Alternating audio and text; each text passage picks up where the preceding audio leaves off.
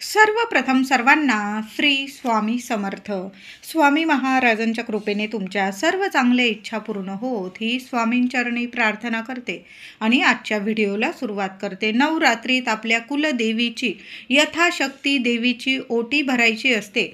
ती ओटी केव्हा भरावी, कोणी भरावी, ओटी कशी आणि कधी भरावी, कितव्या माळेला ओटी भरणं खूप शुभ आणि प्रभावी ठरतं. ओटी भरताना कोणता मंत्र स्तोत्र बोलून आपल्याला देवी आईची ओटी भरायची आहे. त्याचबरोबर एका स्त्रीने देवी आईची ओटी चुकून सुद्धा भरू नये. संपूर्ण माहिती आजच्या व्हिडिओमध्ये जाणून घेणार आहोत. व्हिडिओ शेवटपर्यंत बघा. चॅनलवर नवीन असाल कृपया आपल्या चॅनलला नक्की सबस्क्राईब करा. कमेंटमध्ये आपल्या कुलस्वामिनीचं नाव लिहायला महिलांनो विसरू नका. नाहीतर लिहा सर्वांनी श्री स्वामी समर्थ. नवरात्रीत आपण प्रत्येक महिला आपल्या देवी आईची ओटी भरत असतो. घरात भरतो, बाहेर देवी आईचं मंडळ वगैरे असेल किंवा बाहेर आपल्या गाव देवीचं मंदिर असेल, प्रत्येक ठिकाणी आपण देवी आईची ओटी भरायला जात असतो. काही महिला तर दरवर्षी न चुकता 9 ठिकाणी जाऊन 9 देवींची आपण ओटी भरत असतात. काही ठिकाणी 5 देवींची ओटी भरतात. काही महिला तर मूळ स्थानी जाऊन आपल्या कुलस्वामिनीचं दर्शन घेतात. कितीही गर्दी असली तरी सहकुटुंब सहपरिवार जातात आणि दर्शन घेऊन देवी आईची ओटी भरतात. जो तो आपल्या परीने आपल्या देवी आईची सेवा करत असतो.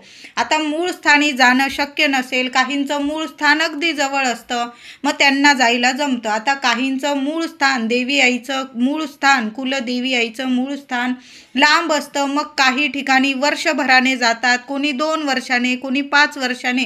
अशा पद्धतीने सुद्धा आपण सेवा करत असतो. तर आपल्या देवी आईची आपल्याला जर जाणं शक्य नसेल मूळ स्थानी, तर आपण नवरात्रीत चैत्र नवरात्री असू दे, अश्विन नवरात्री, आपण आपल्या कुलदेवी आईची घरच्या घरी घटस्थापनेजवळ किंवा तुम्ही अखंड दिवा लावलेला असेल, देवघरात देवी आईचा फोटो असेल, आपण साध्या सोप्या पद्धतीने घरच्या घरी सुद्धा देवी आईची ओटी भरू शकतो. देवी आईची सर्वात प्रभावी सेवा म्हणजे ओटी भरणं, देवी आईची ओटी भरणं.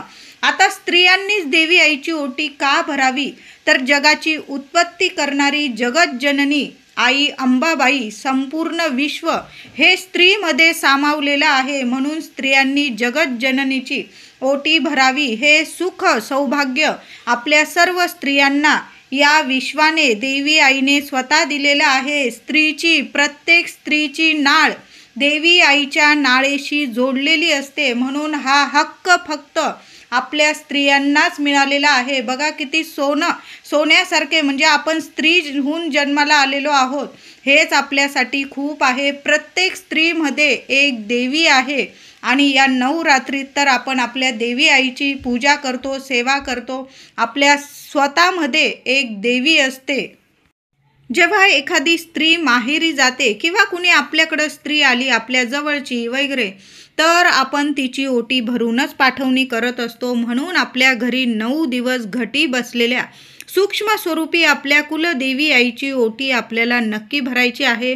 महिलांनो, सर्वांनी आपल्या देवी आईची अगदी साध्या सोप्या पद्धतीने ओटी भरायची आहे. आपल्याला 9 दिवसांच्या आत म्हणजे घट उठवण्याची वेळ येण्यापूर्वीच देवी आईची ओटी भरायची आहे. आता ओटी कधी भरावी, तर सर्व 9च्या 9 दिवस हे देवी आईचेच असतात. तुम्ही देवी आईची या 9 दिवसात तुम्हाला जेव्हा ओटी भरायची ना, तुम्ही भरू शकतात. तुम्ही पंचमीला ओटी भरू शकतात. बघा, यावर्षी तर पंचमी 26 सप्टेंबर ललिता पंचमी ही शुक्रवारी आलेली आहे. खूप सुंदर सोन्यासारखा दिवस आहे. बऱ्याच वर्षांनी ललिता पंचमी ही शुक्रवारी आलेली आहे.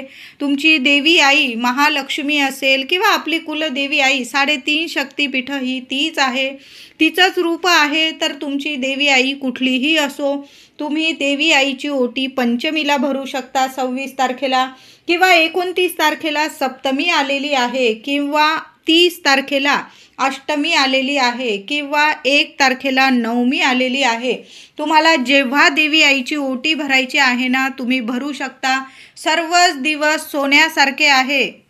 तर देवी आईची ओटी भरताना पंचमी, सप्तमी, अष्टमी आणि नवमी या 4 दिवसात ओटी भरणं खूप शुभ ठरतं. तसे तर 9 दिवस आपल्या देवी आईसाठीचेच आहे, तिची सेवा करण्यासाठीचेच हे 9 दिवस आहे.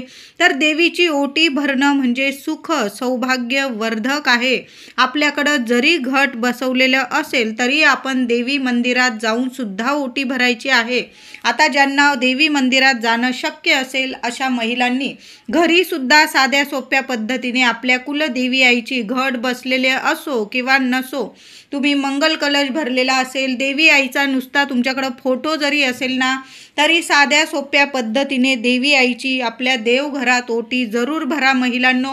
आणि तुमच्या घराजवळ गावदेवी मंदिर असेल किंवा इतर मंदिरं असेल, तुम्हाला जर जास्तीत जास्त ओट्या भरायच्या असतील ना, तर या नवरात्रीत नक्की भरा.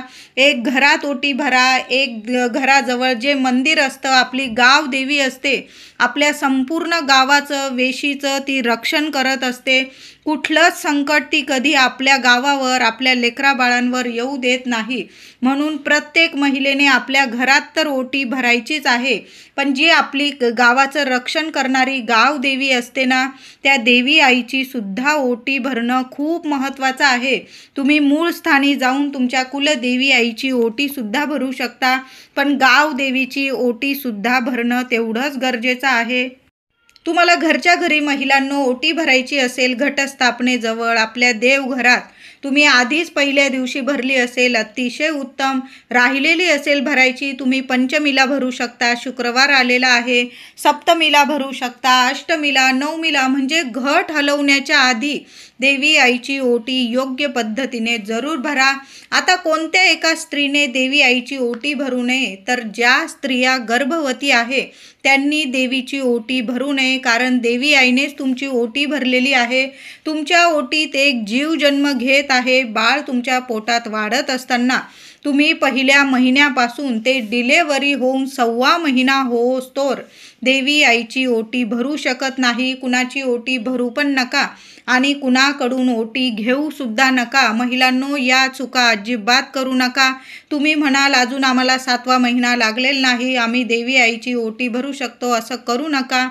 तुमची पहिल्या म्हणजे तुम्हाला कळालेलं आहे की तुम्ही गर्भवती आहात, तर तुम्ही देवी आईची ओटी भरू नका. बाळ थोडं 1.25 महिन्याचं वगैरे झालं तर तुम्ही घरात सुद्धा ओटी भरू शकता. आणि देवी मंदिर असेल तुमचं घराजवळ किंवा तुम्ही मूळ ठिकाणी, बाळ थोडं मोठं झाल्यावर मूळ ठिकाणी कुलदेवीच्या दर्शनाला जा, सहकुटुंब सहपरिवार, आणि तिथं जाऊन देवी आईची अगदी मनापासून हृदयापासून ओटी भरण्याची सेवा नक्की करा.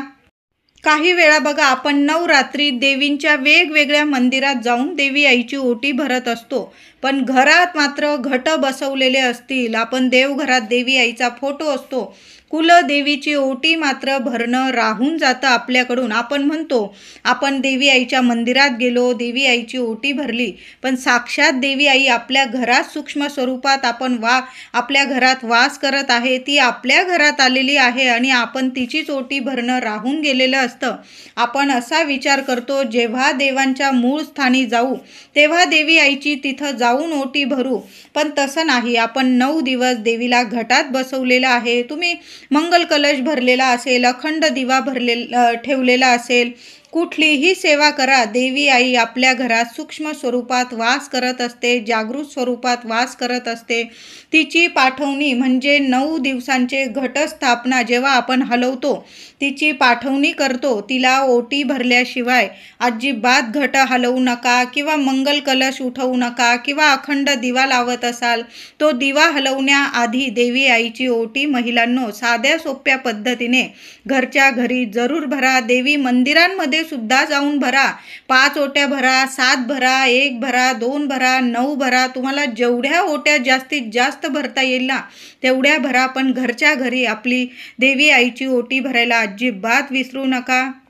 तर प्रत्येक महिलांनी आपल्या देवी आईची घरात जरूर ओटी भरा. नवरात्री तुमच्या कुलदेवीच्या मूळ स्थानी जाऊन ओटी भरत असाल तर से सुख सौभाग्यच समजावं तुमचं. आणि तुम्हाला जाणे शक्य नसेल तर तुम्ही घरात देवी आईची ओटी भरू शकता. त्यासाठी तुम्हाला काठा पदराची जरीची छान साडी घ्यायची आहे. तुम्ही ब्लाऊज पीसची खणा नारळाची भरत असाल तरी पण मग खण आणताना चांगला जरीचा बघून आणायचा आहे. साडी घेताना सुद्धा छान अशी काठा पदराची जरीची साडी घ्यायची आहे. यथाशक्ती जरीचे काठ असलेली साडी खण घेतल्यास देवीतील सात्विक लहरी वर्षभर आपल्या घरात वास करतात आणि आपल्याला कधीच कशाला कमी पडू देत नाही. त्याचबरोबर तुम्हाला खण, साडी लागणार आहे, नारळ घ्यायचा आहे, अख्खे तांदूळ घ्यायचे आहे. ओटी भरताना चांगला ताट मोठा घ्यायचा आहे. त्यावर साडी, खण ठेवायचा आहे, नारळ ठेवायचा आहे. नारळाची शेंडी देवीकडं यायला हवी अशा पद्धतीने नारळ साडी खणावर ठेवायचा आहे. नारळावर वेणी, गजरा अर्पण करायचा आहे. खारी, खोबरं, बदाम, हळकुंड तुम्हाला बाजारात एक पुडी मिळून जाईल किंवा तुमच्याकडं सुट्टं असेल, तुमच्याकडं खारीक असेल, खोबरं असेल, बदाम, हळकुंड तुम्ही तसं सुद्धा 5-5च्या स्वरूपात सुद्धा ठेवू शकता किंवा 2-2 खारीक खोबरं ठेवलं तुम्ही तरीही चालेल. 6 शृंगाराच्या वस्तू ओटीत ठेवायच्या आहे. मणी, मंगळसूत्र, नथ, हार, हळदी, कुंकू, बांगड्या, काचेच्या हिरव्या बांगड्या, 6-7 काचेच्या बांगड्या किंवा डझनभर देवी आईसाठी हिरव्या काचेच्या बांगड्या आवर्जून महिलांनो ओटीत ठेवायच्या आहे. लिपस्टिक ठेवायची आहे. पावडर, नेलपेन, काजळ डबी, आरसा, कंगवा, 6 शृंगाराच्या वस्तू ओटीत जरूर ठेवा. तुम्हाला जेवढ्या ठेवायच्या तुम्ही ठेवू शकता.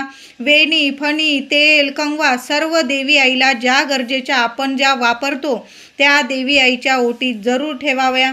तुमच्याकडं जेवढ्या असतील ना तेवढ्या अवश्य ठेवा. खास करून ओटी साडी, खण, नारळ, वेणी, बांगड्या, तांदूळ, खारीक, बदाम पुडी, गूळ फुटाणे जरूर ठेवा.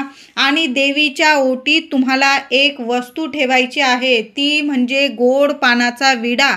एखाद्या कागदात वगैरे गुंडाळून ठेवा म्हणजे साडी, खण खराब होणार नाही.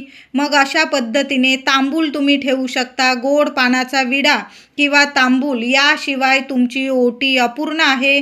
देवी आईला विडा, तांबूल अतिशय प्रिय आहे. आपण जेव्हा पण देवी आईच्या मंदिरात जातो, देवी आईला विड्याच्या पानांनी सजावट केलेली असते. देवी आईला विड्याच्या पानांची माळ अर्पण केलेली असते. देवी आईला पानाचा विडा अर्पण केलेला असतो. देवी आई वणीची सप्तशृंगी देवी आई, तिच्या तोंडात सुद्धा पानाचा विडा असतो. पानाच्या विड्याशिवाय देवी आई कधीच प्रसन्न होत नाही. देवी आईची ओटी तुम्ही खणा नारळाची भरा, साडी चोळीची भरा, पण त्यात एक पानाचा विडा जरूर अर्पण करा. महिलांनो, आपण ओटीत सर्व साहित्य घेतो पण पानाचा विडा, तांबूल ठेवायला विसरून जातो. तुम्ही एक का होईना, मी म्हणत नाही की सगळ्याच ओटींमध्ये तुम्ही जेवढ्या ओटींमध्ये पानाचे विडे ठेवू शकतात ना ठेवा, पण किमान 9 रात्री तुमच्या घरात जरी तुम्ही ओटी भराल ना देवी आईची, त्यात का होईना एका तरी ओटीत तांबूल किंवा पानाचा विडा जरूर ठेवा. तुम्हाला सर्वच्या सर्व ओटी म्हणजे तुम्ही जेवढ्या देवी आईंच्या ओटी भरत असाल त्यात जरी तुम्ही एक पानाचा विडा ठेवला ना तर सोन्याहून पिवळं. आता नाही एवढे पानाचे विडे तुम्ही ठेवू शकत, किमान 1 ओटी 2 ओटी तुम्ही एवढ्या ओटींमध्ये तर एक पानाचा विडा बघा तुम्ही घरी बनवा किंवा पान स्टॉल असेल, दुकान असेल, तिथं सांगा ते दादा तुम्हाला देवी आईच्या ओटीत आम्हाला गोड पानाचा विडा ठेवायचा आहे दादा असं म्हणून बोला. अगदी छोटासा का होईना छान असा लवंग खोचून पानाचा विडा तुम्हाला नक्कीच बनवून देतील किंवा तुम्ही साध्या सोप्या पद्धतीने घरच्या घरी सुद्धा तांबूल किंवा पानाचा विडा बनवू शकतात. 9 रात्री देवीच्या ओटीत तर पानाचा विडा ठेवाच, पण अष्टमीला एका वाटीत आपल्या देवघरात सुद्धा एक पानाचा विडा देवी आईसाठी नैवेद्यात जरूर ठेवा. नंतर तो पानाचा विडा तुम्ही पती पत्नीने प्रसाद म्हणून खायचा आहे, इतरांना देऊ नका. ज्यांना मुलबाळ होत नाही त्यांनी सुद्धा अष्टमीला देवी आईला एक पानाचा विडा अर्पण करा. नंतर तुम्ही पती पत्नीने तो विडा तुमची इच्छा बोलून देवी आईला तुमची इच्छा सांगा. बघा 1 वर्षाच्या आत तुमच्या घरात पाळणा नाही हल्ला तर मग बोला देवी आईला अष्टमीला एक पानाचा विडा जरूर अर्पण करा. आणि तुम्ही जी ओटी पण भराल ना महिलांनो त्यात सुद्धा एक पानाचा विडा अर्पण करा. देवी आईच्या ओटीत पानाचा विडा ठेवा आणि अष्टमीला सर्व इच्छा प्राप्तीसाठी देवी आईच्या चरणी एक पानाचा विडा जरूर अर्पण करा. नंतर तुम्ही सगळ्यांनी वाटून खाल्ला प्रसाद म्हणून तरीही चालेल. जेव्हा आपण देवी आईच्या ओटीत विडा किंवा तांबूल ठेवतो, आपण ओटी भरण्याचे या सेवेचे आपल्याला संपूर्ण फळ मिळत असते, तेव्हाच आपली ओटी पूर्ण होत असते. आता ओटी भरताना सर्व साहित्याला छान अशा मोठ्या ताटात ओटी काढायची. सर्व साहित्याला नारळाला हळदी कुंकू वाहून घ्यायचा आहे. देवी आईच्या चरणाशी हळदी कुंकू अर्पण करा. सर्व साहित्याला ओटीला हळदी कुंकू लावा. स्वतःच्या कपाळी हळदी कुंकू लावायचं आहे. त्याचबरोबर महिलांनो, एक नियम सर्व महिलांनी पाळलाच पाहिजे. आपण जेव्हा घरात असाल किंवा मंदिरात जाऊन देवी आईची ओटी भरत असाल, तुम्ही सर्व साज शृंगार अगदी साधा सोप्पा जरी केला साज शृंगार, हातात हिरव्या काचेच्या बांगड्या, साडी किंवा ड्रेस असेल, ओढणी घेऊन घ्या डोक्यावरून, टिकली बांगडी सर्व काही साज शृंगार करून आपण साधा जरी साज शृंगार केला, नथ वगैरे आता तुम्ही साडीवर घालत असाल घालू शकता. देवी आईची स्वतःसुद्धा साज शृंगार करून देवी आईची संपूर्ण साज शृंगाराने ओटी जरूर भरा महिलांनो. ओटीचे संपूर्ण ताट छातीशी लावायचं आहे आणि नवार्णव मंत्र जपायचा आहे. ओम ऐं ह्रीं क्लीं चामुंडाय विच्चे किमान 11 वेळा 21 वेळा जेवढ्या वेळा मंत्र जपता येईल. तुम्हाला ओटी भरताना गर्दी आहे, जेवढ्या वेळा नवार्णव मंत्र जपता येईल. आता घरच्या घरी ओटी भरत असाल तर मग नवार्णव मंत्र किमान 21 वेळा तरी नक्की म्हणा. नाही म्हणता आला, ओम कुलदेवताय नमः, ओम कुलदेवताय नमः. तुमची अंबाबाई महालक्ष्मी माता तुमची देवी आई आहे, कुलस्वामिनी.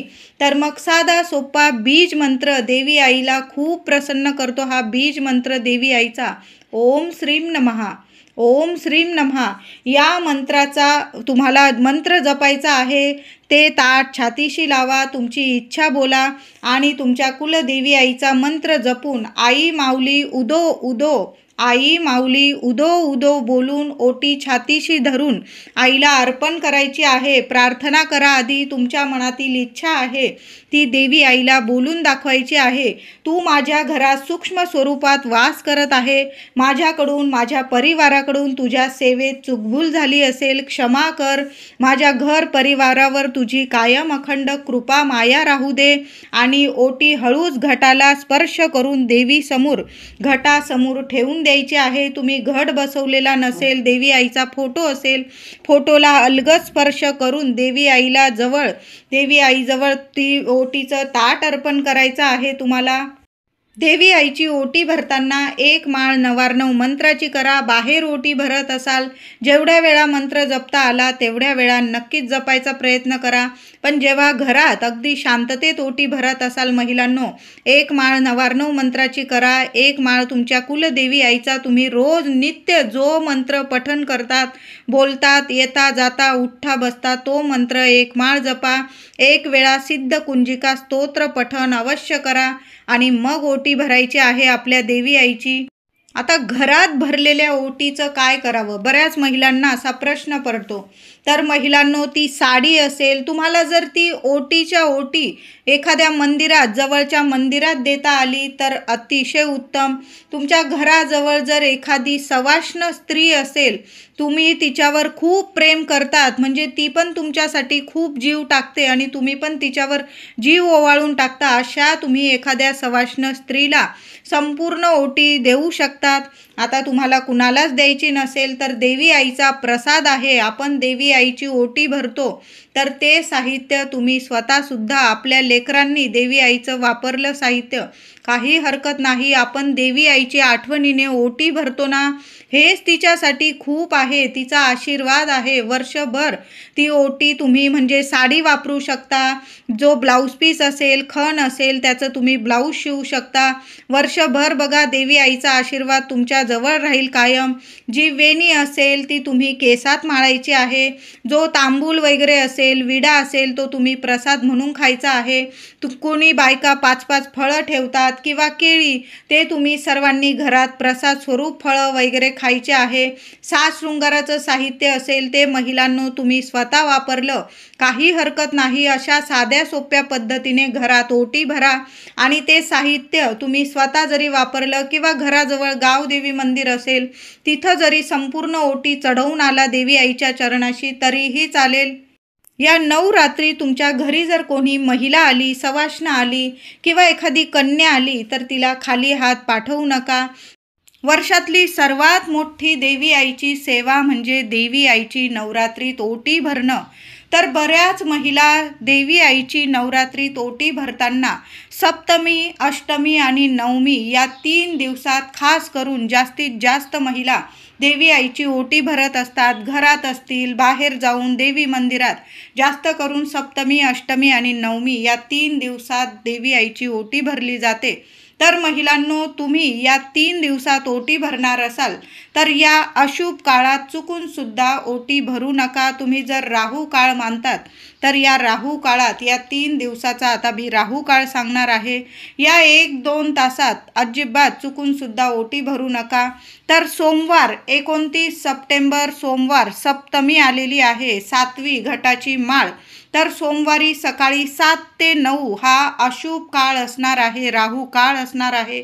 सप्तमीला सकाळी 7 ते 9 हा राहू काळ असणार आहे. या वेळात, या काळात तुम्ही लवकर उठलात, तयारी करून वगैरे देवी आईची ओटी भरायला जाणार असाल तर सकाळी 7 ते 9 या दरम्यान जाऊ नका, देवी आईची ओटी भरू नका.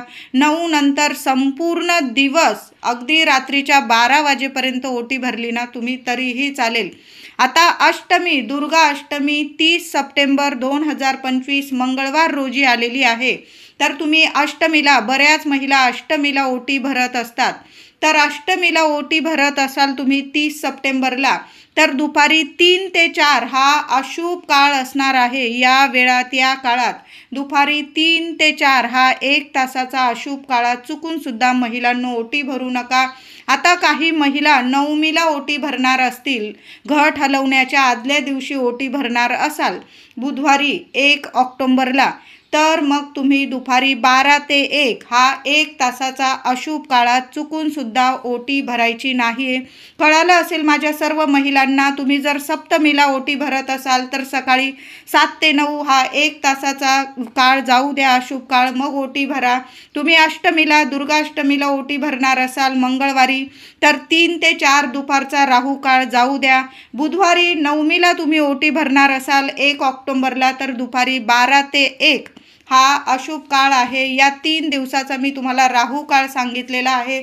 तुम्ही जर राहू काळ मानतात, वर्षातली मोठी सेवा करत आहात, त्याचं फळसुद्धा आपल्याला मिळालंच पाहिजे. आपण मनापासून, हृदयापासून देवी आईची ओटी भरत आहोत तर मग आपण शुभ काळात जर ओटी भरली तर खूपच छान. तर तुम्ही जर राहू काळ मानतात तर या वेळात, काळात ओटी भरू नका. बाकी संपूर्ण दिवस अगदी रात्रीच्या 12पर्यंत तुम्ही ओटी भरू शकता. व्हिडिओ आवडला असेल तुम्हाला तर लाईक करा, शेअर करा, चॅनलला कृपया सबस्क्राईब करा. धन्यवाद.